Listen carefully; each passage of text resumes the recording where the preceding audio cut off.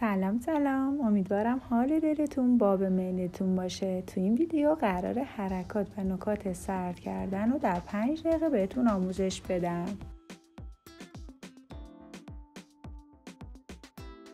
در این حرکت به پشت میخوابین، کف پا روی زمین قرار میگیره. با کمک دست‌ها پاها رو قلاب میکنید و به داخل شکم جمع میکنید. با دم و بازدم عمیق آروم پا رو روی زمین برمیگردونید.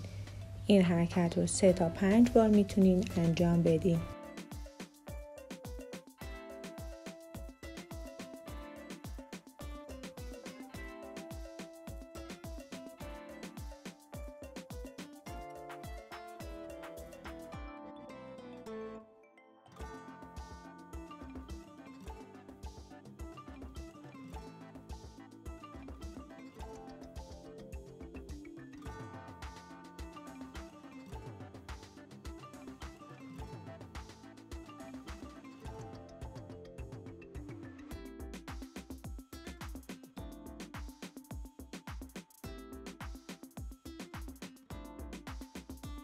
به پشت میخوابین، کف یک پا روی زمین قرار میگیره و مچ پای دیگر رو بالای زانو قرار میدین. با کمک دست پاها رو هل میدین به سمت بیرون.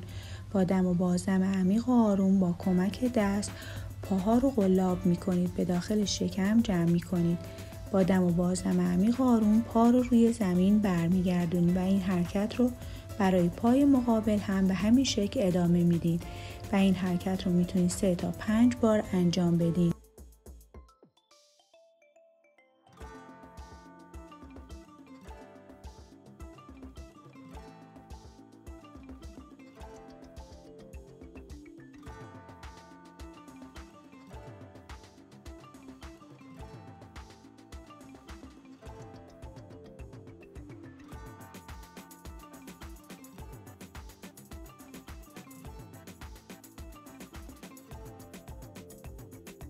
به پشت میخوابید، کف پا روی زمین قرار میگیره.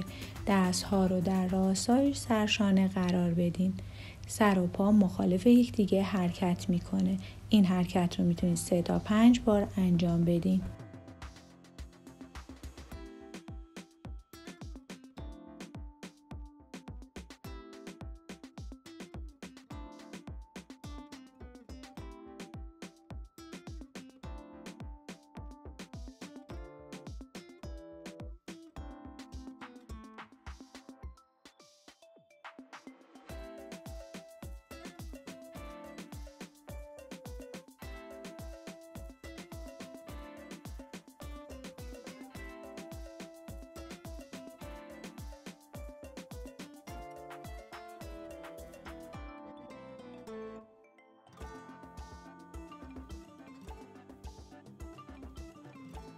حرکت سجده هم دست‌ها به اندازه توان بدنتون و دامنه حرکتیتون کشش میدین.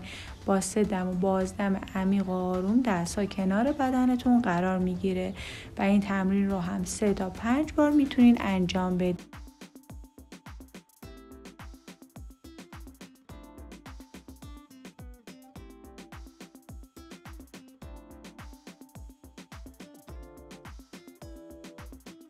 حرکت نشسته، سر تا ستون فقرات در یک راستا قرار میگیره. گردن کاملا آزاد و رها هست. 2 کف پا به هم چسبیده و به صورت پروانه پاها رو به سمت بالا و پایین حرکت میدین. این حرکت رو میتونین در 30 ثانیه انجام بدین.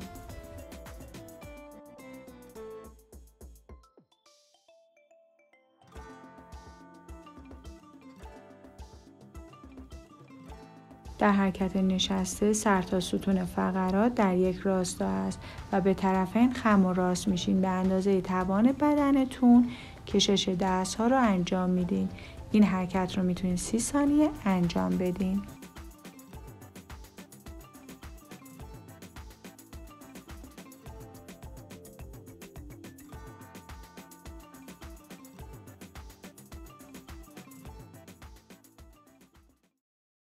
در حرکت نشسته دست رو به سمت خودتون میکشید. با دست دیگه تکیه‌گاه ایجاد میکنید تا کشش بیشتری رو احساس کنید.